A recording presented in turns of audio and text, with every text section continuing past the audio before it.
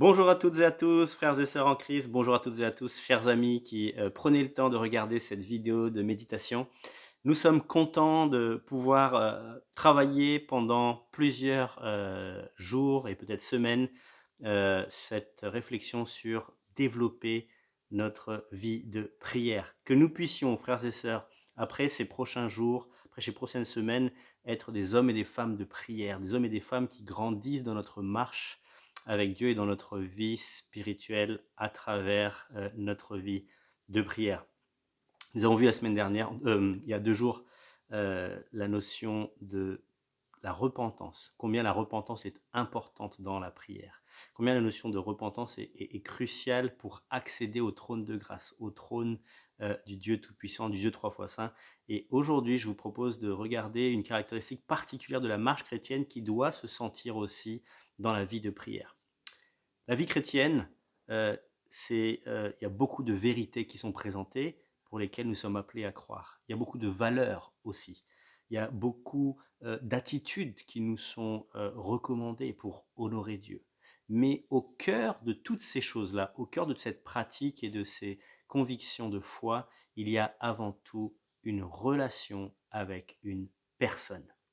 Il y a la personne de Dieu au cœur de tout cela et la parole de Dieu nous encourage dans notre marche chrétienne à focaliser notre énergie, notre cœur à honorer notre Dieu. Et ça, c'est vraiment quelque chose de crucial dans notre compréhension de la foi chrétienne. Il y a vraiment cette relation avec Dieu par la personne de Jésus-Christ. Regardons par exemple le plus important des commandements. Ce n'est pas tu prieras 10 fois par jour. Ce n'est pas tu liras ta Bible toutes les semaines. Ce n'est pas tu iras à l'église. C'est tu aimeras ton Dieu. Tu aimeras ton Dieu. C'est le premier appel euh, pour l'homme. Tu aimeras ton Dieu de tout ton cœur, de toute ton âme, toute ta force, de toute ta pensée. Donc il y a vraiment cette notion de, finalement, c'est une relation d'amour envers Dieu. Et Jésus-Christ décrira qu'effectivement, ceux qui aiment le Christ, c'est ceux qui lui obéissent. Et donc, l'obéissance, les attitudes deviennent des manifestations de notre amour pour Dieu. Mais au cœur de cela, il y a cette relation que nous voulons développer avec Dieu. Une relation où nous apprenons à aimer Dieu, mais aussi nous apprenons à être aimés. Ça veut dire que Dieu nous aime, nous avons besoin de découvrir cet amour, nous avons besoin de comprendre cet amour, nous avons besoin de le voir en action dans nos vies ou au moins de le repérer parce qu'il est là, mais nous avons besoin de l'apprendre. Et cette notion de cœur à cœur avec Dieu doit clairement faire partie de notre vie de prière. Et c'est vrai que souvent la prière, on peut le voir comme quelque chose où on va aller demander à Dieu. Et ça fait partie, venir à Dieu pour poser des requêtes. Mais c'est tellement limité si nous réduisons la prière à la demande et à la requête à Dieu. Il y a avant tout, comme ce verset nous l'a dit tout à l'heure, cette notion de rencontre avec Dieu. Et donc ça, c'est vraiment quelque chose que j'aimerais nous rappeler aujourd'hui. Ça se développe dans la prière, cette relation avec Dieu. Parce que dans la prière, nous parlons à Dieu. Comme vous parlerez à un ami, il y a des personnes, vraiment, leurs amis, c'est ceux avec qui ils parlent le plus finalement. La marque de l'amitié, c'est le temps qu'ils vont passer ensemble à discuter. Eh bien, Dieu veut et nous encourage à venir à lui pour lui exposer le contenu de notre cœur. On peut aussi lui réfléchir avec Dieu.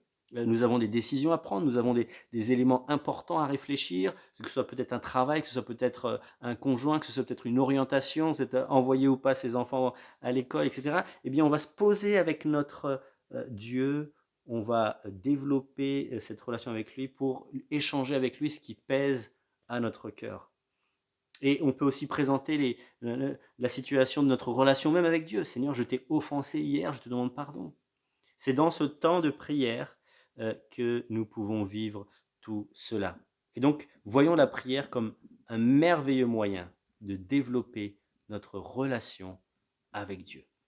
Et bien évidemment, vous le savez, nous savons que Dieu parle à travers la parole de Dieu, à travers la Bible, ce texte révélé, inspiré directement de Dieu.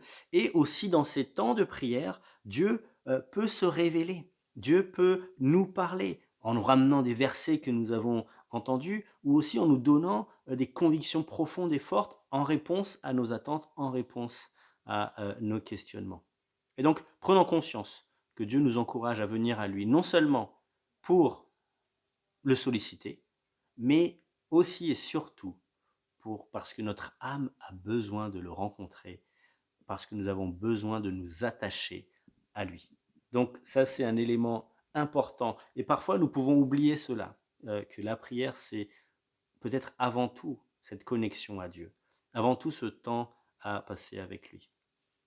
Le nombre de personnes, les amis, qui, à travers un temps de prière, ont été transformées, se sont même convertis à travers un temps de prière. Des gens qui ont trouvé, après avoir pris un temps de prière, ont trouvé la paix intérieure. Ils étaient dans une grande anxiété, dans une grande angoisse. Ils prennent un temps de prière et ils en ressortent en paix, sereins. Le nombre de personnes qui étaient avec de l'amertume dans leur cœur, avec une grosse blessure au plus profond d'eux-mêmes, qui prennent un temps de prière avec Dieu. Ils leur ouvrent leur cœur, ils lui ouvrent leur cœur, ils lui présentent leurs blessures, leurs offenses, les offenses qu'on leur a faites, et ils ressortent de là guéris. Ils ressortent de là avec cette volonté, cette capacité à pardonner. Le nombre de personnes qui ont été blessés par des attitudes de leurs conjoints ou de leurs enfants et vraiment ont été meurtris, et ils vont au pied de Dieu, ils vont au pied de la croix et ils en sortent capables d'accueillir l'autre et de restaurer la relation de couple, la relation avec leurs enfants. Pourquoi? Bien évidemment, il y a toute la grâce que Dieu nous dit, que lorsque nous venons dans la prière, il nous entend. Mais je crois surtout aussi parce qu'en fait, ils ont rencontré Dieu dans ce moment-là. Ils ont été en contact plus privilégié avec lui. Ils ont été touchés par sa présence même. Et lui qui est amour, lui qui est pardon, lui qui est grâce, lui qui est sainteté, eh bien, il a transformé leur cœur.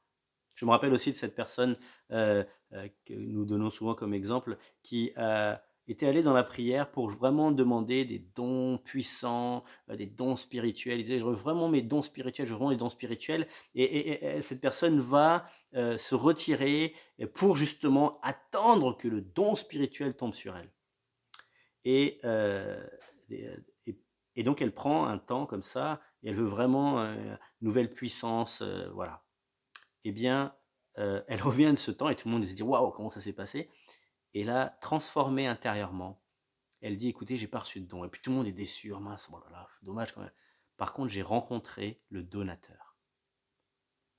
Elle a rencontré son Dieu d'une nouvelle façon parce qu'elle a pris du temps avec lui. Pourquoi on a le droit de faire ça, les amis? C'est parce que il est dit dans la parole de Dieu que ceux qui sont en Jésus-Christ sont enfants de Dieu. Et vous avez le statut d'enfant de Dieu. Et vous connaissez un peu ce que veut dire être un enfant vis-à-vis d'un père. Cette filiation, cette relation, ce privilège qu'il y a d'accéder à Dieu. Alors je rappelle peut-être pour celles et ceux qui ne le savent pas comment accéder à Dieu. Il dit dans la parole de Dieu en Jean chapitre 1 verset 12, à tous ceux qui l'ont accepté. Et là il parle de Jésus-Christ. À ceux qui ont accepté Jésus-Christ. À ceux qui croient en son nom. Eh bien, elle a donné le droit de devenir enfants de Dieu, puisqu'ils sont nés non de la nature humaine, ni par une volonté d'homme ou d'un mari, mais ils sont nés de Dieu. Voilà comment vous et moi, comment vous pouvez devenir enfant de Dieu si vous ne l'êtes pas encore. Voilà comment je suis devenu enfant de Dieu, à travers la foi en la personne de Jésus-Christ et en son sacrifice, à travers l'acceptation que Jésus est venu, Jésus, le Fils de Dieu, est venu pour payer pour nous et pour nous racheter, pour que nous puissions être à 100% pardonnés et que désormais nous puissions être appelés ses enfants. Si c'est votre cas, eh bien, prenez ce chemin. Prenez ce chemin d'enfant et venez dans vos temps de prière en tant qu'enfant de Dieu. Réjouissez-vous dans sa présence. Réjouissez-vous à son écoute. Réjouissez-vous à parler avec lui, parce que en contact avec Dieu, nous sommes transformés. Prions, frères et sœurs. Notre Dieu, notre Roi, merci pour ce privilège d'être appelés tes enfants. Et pardon pour toutes les fois où nous négligeons cette grâce immense d'être en relation avec toi, d'avoir cet accès au trône de grâce, d'avoir ce statut d'enfant, de fils et de fille. Aide-nous à prendre conscience de la beauté et de la grandeur de ce privilège et aide-nous à y rentrer jour après jour. Merci Seigneur pour ce privilège de cette relation que nous avons avec toi. En ton nom. Amen. Soyez bénis et que le Seigneur vous renouvelle dans sa relation avec lui.